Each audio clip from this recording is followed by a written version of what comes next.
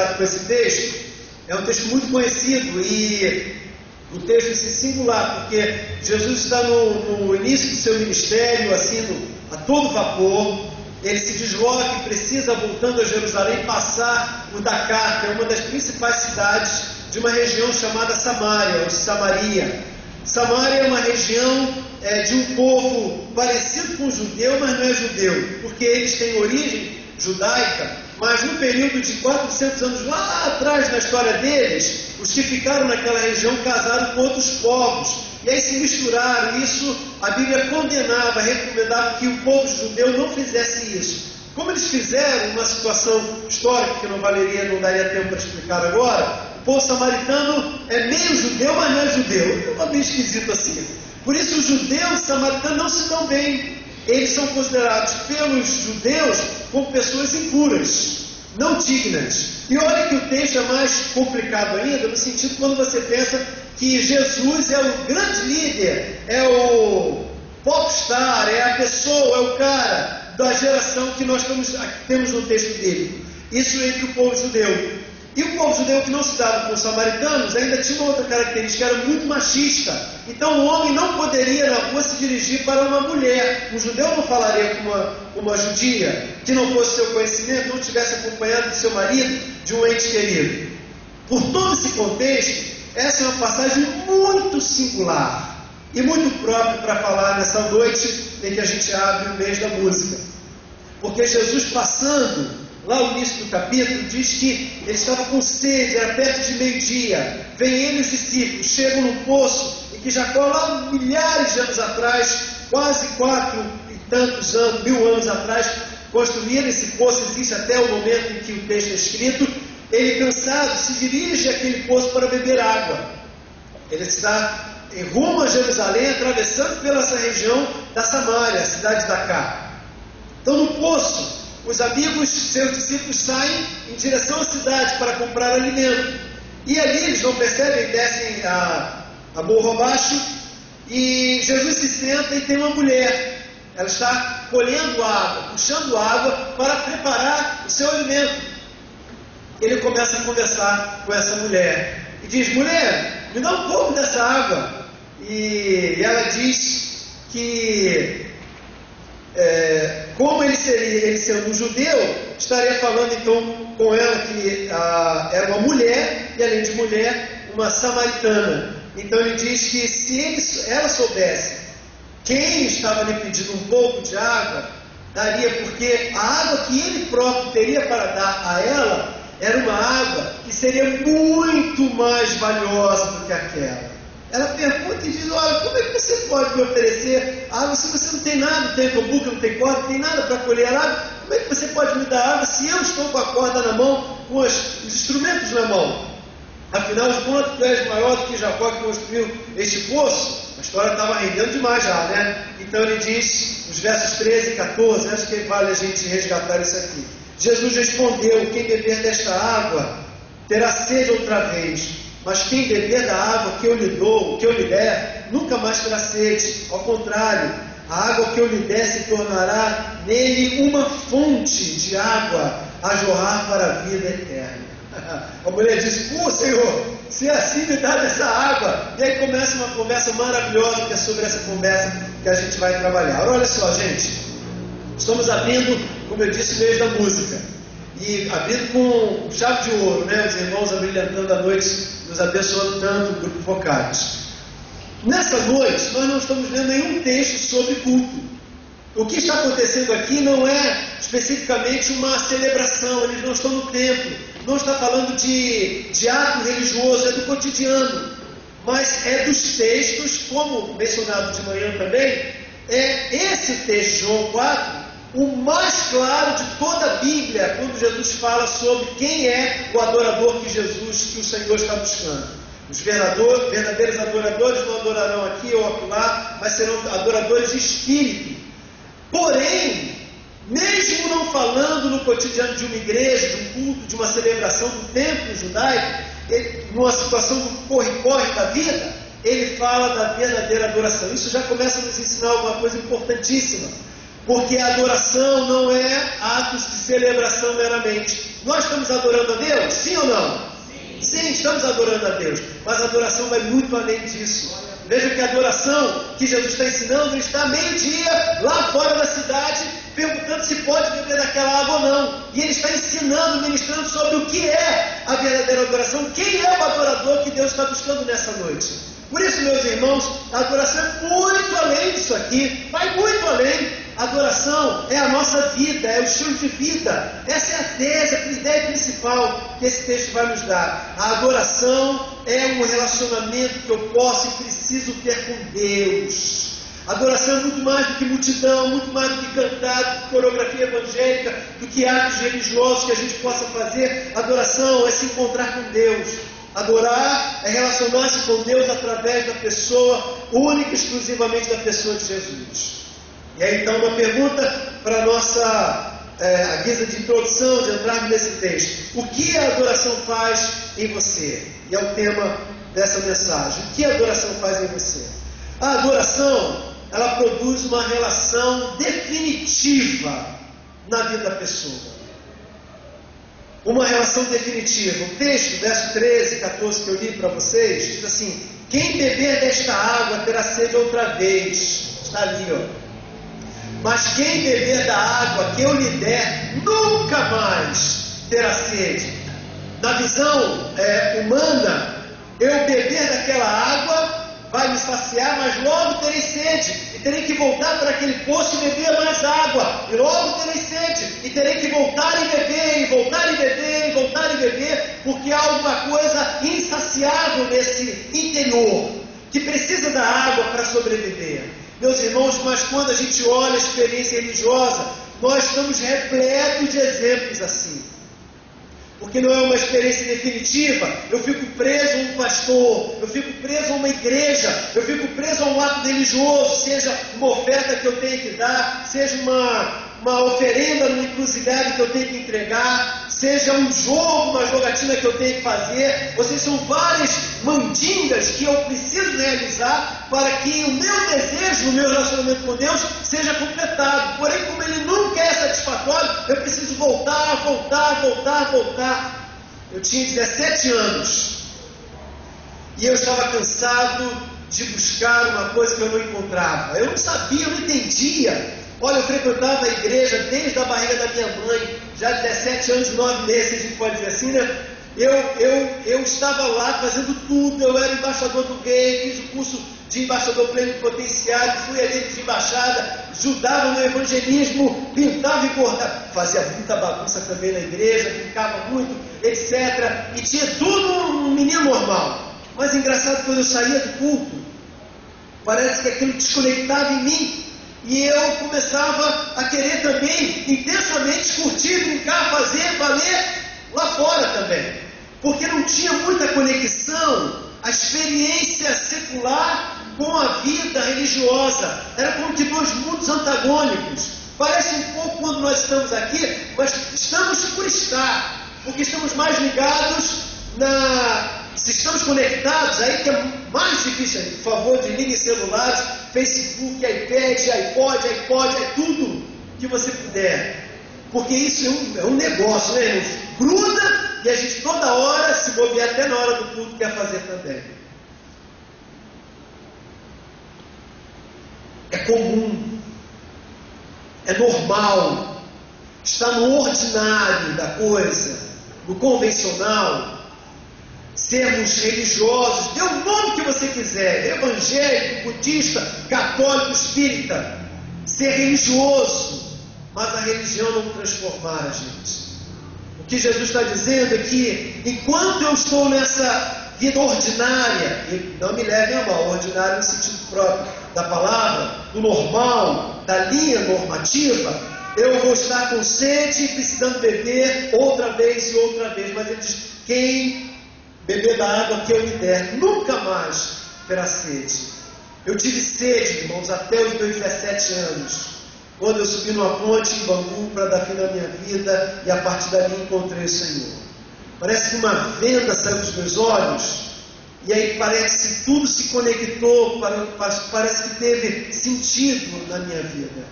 Orar foi coisa boa, se tornou coisa boa. Adorar ao Senhor, entrar em comunhão com Ele, em grande intimidade, vencer as minhas lutas pessoais, cair, levantar, continuar firme, acreditando no perdão dEle, independente das acusações do diabo, crer no seu amor incondicional por mim, arriscar minha vida nele, valeu a pena, teve sentido, porque isso aconteceu em mim.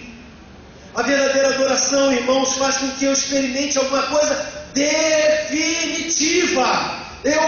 Ao momento em que eu o encontrei, ele marcou a minha vida e foi a experiência mais poderosa da minha existência. A Bíblia diz o que exatamente acontece, aconteceu em mim e muitos aqui.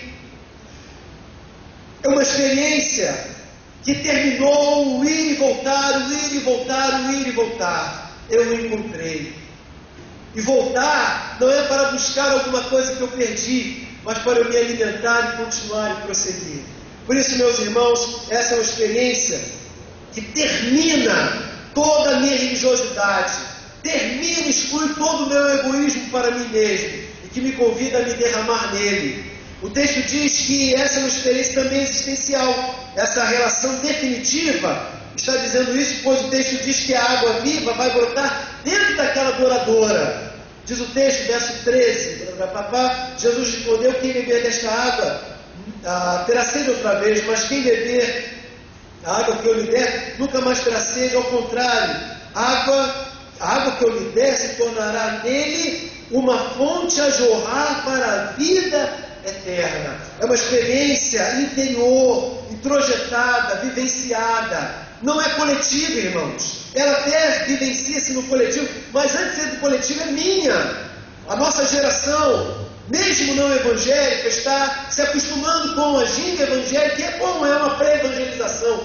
Mas nós vemos no meio das massas, das multidões, vamos fazer um teste aqui. Mostra os rostinhos que vão aparecer mal.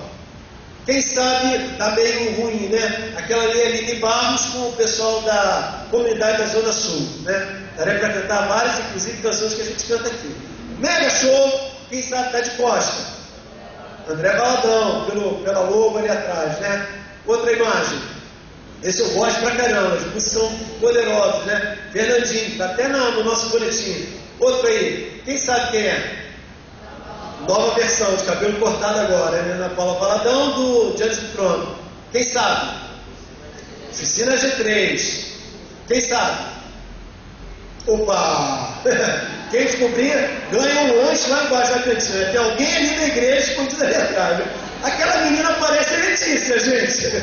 De braço aberto, brincadeira. Mas, o fato é, irmão, que o movimento gospel não é nada contra. Eu gosto quando posso de ir, eu tenho ouvido de gente que vai, que é muito edificada e que gosta, que vibra. E é bonito, é chocante, assim, marca a vida. A multidão parece que faz um pacto no ar, né? E aquilo empolga a gente grita, canta, pula e participa, celebra, é bom. Dá um frenesi e é gostoso. Só que, irmãos, a adoração também é muito além de tudo isso. É glória a Deus mesmo. Sabe por quê, irmão? Porque a adoração começa no interior da gente. Você não precisa da multidão. A multidão não te dá sentido. Só há sentido verdadeiro de adoração quando eu conheço pessoalmente. Quando eu não conheço profundamente, eu tenho que ir nesse show, naquele pastor, no outro, passando todos os dias, buscando, porque quem beber desta água terá sempre sede. Mas quem bebe, irmão, da verdadeira água da vida, do seu interior, vai fluir rios de águas vivas. Glória a Deus, glória a Deus. Meus irmãos, quando eu desci daquele salão velho lá na comunidade S8, eu nunca tinha vivido aquilo. Parece que um filme revelou quem verdadeiramente eu era. Eu estava meio que anestesiado, tão feliz, tão radiante, irmãos. Eu queria gritar para o mundo inteiro aquela força divina que estava agora no meu coração. Não era uma galho de arruda, não era o retrato do missionário no meu bolso, não era o lencinho ungido, que é uma bobagem, uma besteiral. total que se vende hoje em dia, não era rosa ungida, não era nada disso, irmãos, era Jesus dentro de mim. Encontrá-lo foi encontrar a vida. Oh Jesus, que tu nasces hoje no coração de muitos irmãos, muita gente. A nossa geração, irmãos, está acostumada pelo marketing evangélico a acreditar que é pelo estereótipo que nós mostraremos que somos do Senhor, quando na verdade é uma experiência única, exclusiva e definitiva. Quando eu aceito Jesus, a palavra de Deus diz que o batismo do Espírito Santo acontece na minha vida, ele sela a minha vida para a eternidade, ele marca a minha vida, o diabo não tem mais poder sobre mim, eu venço em nome de Cristo. Pode ser que em momentos eu até fraqueje, como que na instalação dessas lâmpadas eu abafe a luminária, impeça que ela acenda, mas meus irmãos, quando eu me arrependo, é como se eu tirasse voluntariamente aquela venda da luz e a luz volta a brilhar, porque o Espírito que entra, ele transforma, radicaliza a minha vida, sela a minha vida, cauteriza o meu pecado, transforma a minha vida e eu vivo só para Ele. O crente não tem mais alegria no mundo, ele até peca, ele cai porque nós somos fracos, mas a palavra de Deus diz que nós temos um advogado diante do Pai que roga por nós. E esse advogado, ele é Jesus. Ele nos purifica de todo o pecado e nós andamos na presença dele. Além de uma experiência definitiva, esse texto diz que a adoração produz também na gente uma relação crescente. Veja o que a palavra de Deus está dizendo. Passa ali para a gente, Paulo, por favor. Obrigado. Assim é isso. A adoração produz uma relação crescente. A água que eu lhe der se tornará nele uma fonte a jorrar para a vida eterna. Está falando de uma água que ele vai dar, mas que vai se transformar numa fonte. O que é uma fonte? É o nascedouro, lá na montanha, ninguém vê.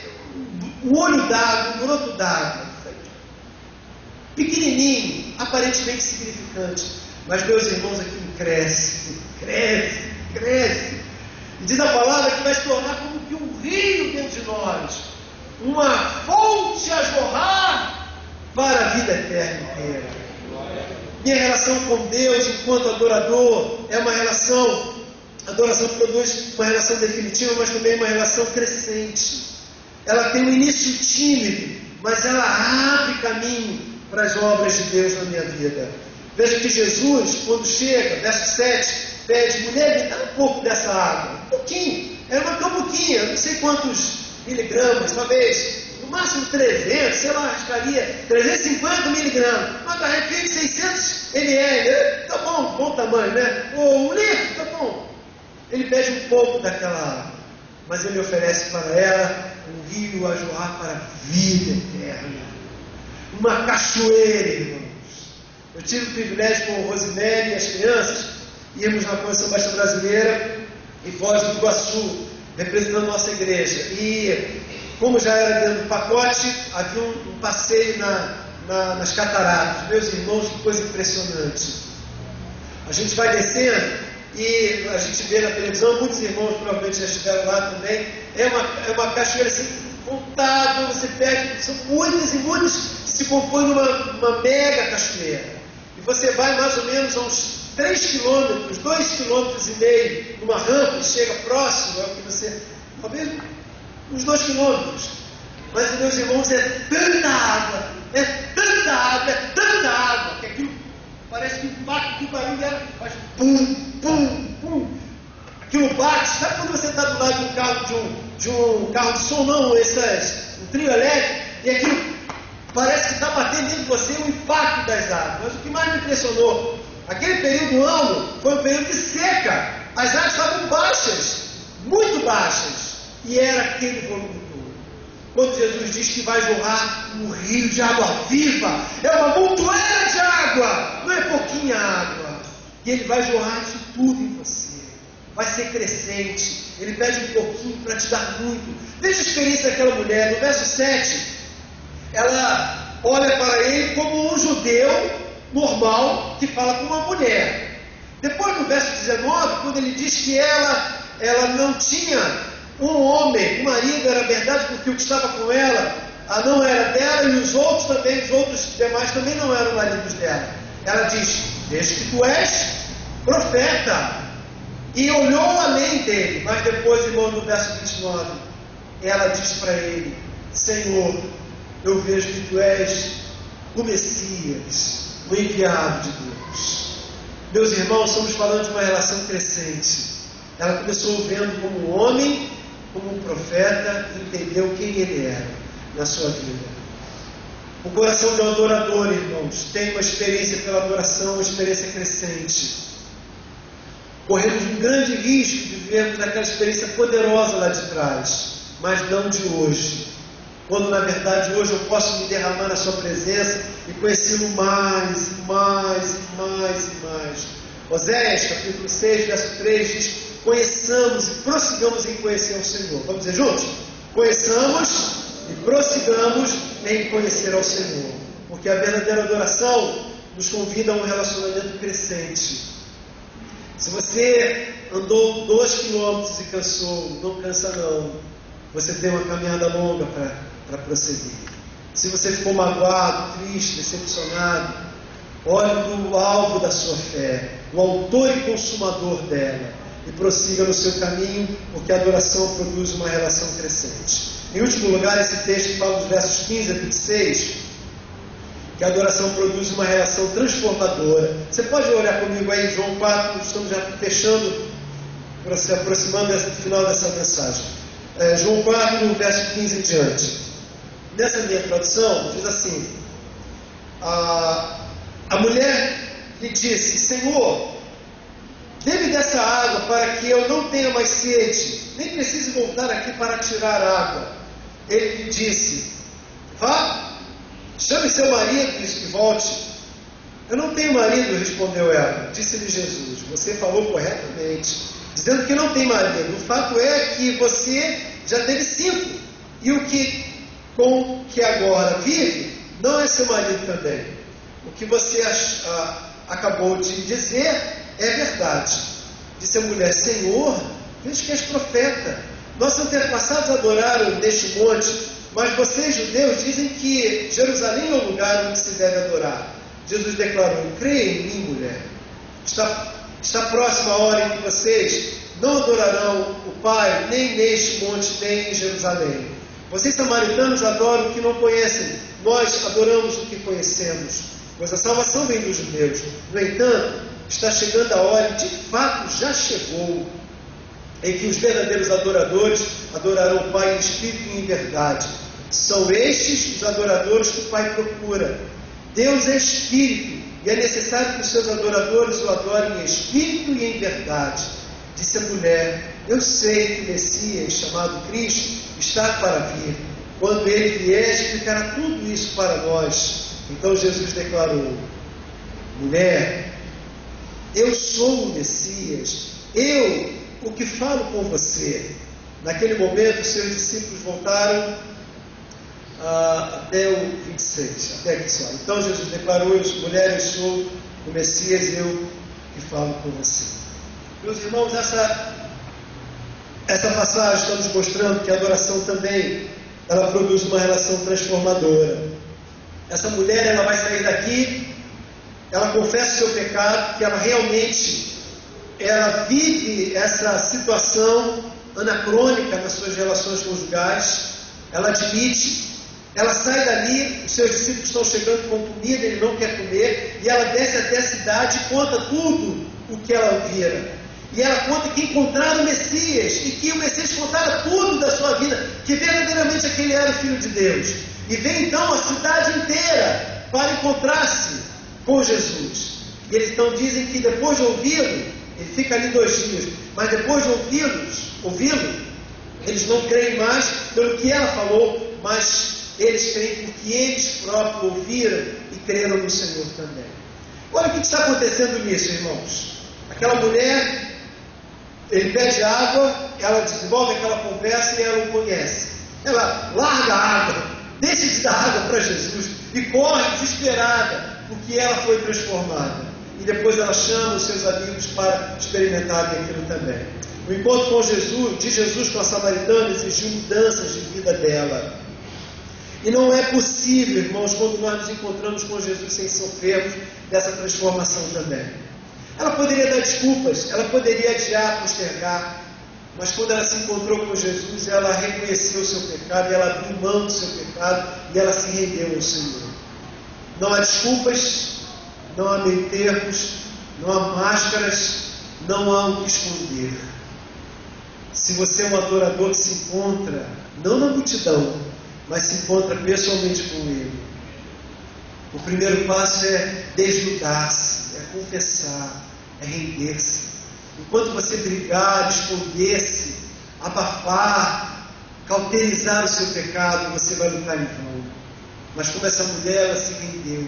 Meus irmãos, por isso que o crente tem que pagar suas contas. O crente, ele não pode adulterar. O crente, ele não pode errar. Não é que ele não erre, ele vem errar, mas ele se levanta, se conserta, se redime, ele paga o seu erro, ele corrige os seus atos e ele prossegue na presença do Senhor. Deus não está chamando santos, porque Ele não os tem entre nós, mas Ele está pedindo vidas que querem ser santificadas por Ele. Se você é essa pessoa, é você quem Ele quer. Ele quer alguma coisa mais profunda do que a multidão.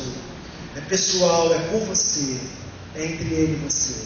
O texto está dizendo, irmãos, que não só ela é transformada, ela abandona o seu pecado, ela confessa o seu pecado. Mas, irmãos, quando ela é transformada, olha o que acontece. Ela começa a transformar tudo que está em volta dela.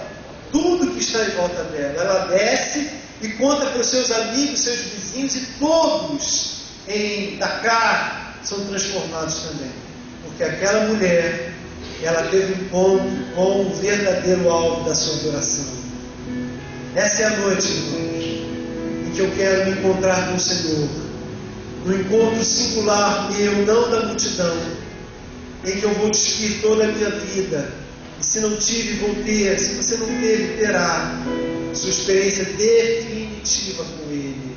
Se você foi embora, abandonou o caminho, traga suas lágrimas, suas dores. Ele está aqui. Ele te abraçará, te perdoará, te restaurará, te curará. Colocará sandálias, como fez com o filho pródigo, uma capa, um anel, promoverá uma festa. Ele está aqui. O pai estava esperando o filho com braços abertos. Ele chora, beija, ele tem grande alegria. E ele diz para o filho mais velho: nós estamos alegres porque o que estava morto reviveu. Oh, glória a Deus. Meus irmãos, essa é a hora. Você entrou nesse lugar para ter o seu encontro definitivo com o Senhor. Um encontro também que crescerá, não ficará aqui, mas irá longe. Você dará muitos frutos pela fé. Eu profetizo para a sua vida você ganhar muitas vidas para Jesus, prosperar no sentido bíblico correto. Você dará frutos para o Senhor, o reino de Deus. Serás tu uma bênção. E esse será um encontro transformador, porque limpará a tua vida de toda a tua religiosidade crua e humana e nua, a qual Jesus fala que vomitará, porque Ele quer um coração inteiro, não morno. Que tal ouvir a Jesus hoje? Feche os olhos. Senhor Jesus, estamos aqui com nomes diferentes, histórias diferentes, mas sonda os corações agora. No meio dessa pequena multidão, se tu encontrares um verdadeiro adorador, Senhor, que adore em espírito e em verdade, tu reconhecerás o quebrantamento, a confissão do pecado, o desejo abandonado de uma vida transformada, de uma vida crescente no espírito, e viverás grande aventura, Senhor, nesse coração, cheio do Espírito, Senhor, para uma vida abundante. Faz isso agora. Se você é essa pessoa que é visitante, quer isso na sua vida, é isso que você estava procurando o tempo todo, vai beber dessa água agora. Abra o teu coração, com teus lábios diga: Senhor Jesus, eu reconheço que sou um pecador, sou eu. Diga seu nome, conte para Ele dentro de você o seu pecado, admita-se, coloque-se despido verdadeiro diante dele. Ele está te recebendo agora. Se você é aquela pessoa que está aqui, mas saiu do caminho, perdeu a fé, desencorajou-se, você quer voltar a ter um crescimento nele, uma relação crescente, confesse a Ele também, peça a Ele a misericórdia dele, clame a Ele. Se você quer ter aquela experiência transformadora em uma área, irmão, você não tem conseguido viver essa transformação, Ele está aqui para você também. Ele também te ama, te espera com braços abertos. Se você confessar e abandonar, Ele vai te perdoar e vai mudar o teu viver. Ore, ore, ore. Oh, Jesus, faz a tua obra aqui. Faz a tua obra. Eu quero perguntar, nessa noite alguém entregou